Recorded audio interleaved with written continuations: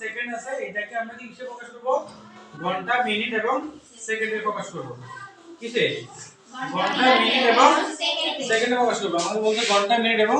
সেকেন্ডে প্রকাশ করব আছে কিসে সেকেন্ডে আছে এটাকে আমরা ঘন্টায় প্রকাশ করব মিনিটে প্রকাশ করব আর কিসে প্রকাশ করব সেকেন্ডে আচ্ছা যেটা আমরা সেকেন্ড আছে আমরা সেকেন্ড থেকে কি হয় সেকেন্ড থেকে মিনিট হয় আমরা জানি যে 60 সেকেন্ডে কি 60 সেকেন্ড সমান কত 1 মিনিট 60 সেকেন্ড সমান কত 1 মিনিট আচ্ছা আমরা 60 সেকেন্ডে যদি 1 মিনিট হয় তাহলে আমরা এটাকে 60 দিয়ে ভাগ করব কত দিয়ে 60 দিয়ে আচ্ছা বুঝে তো যা রাখি না দিলে আপনি কাজ থেকে করতে পারবেন তাহলে 60 100 পর্যন্ত ভাগ যায়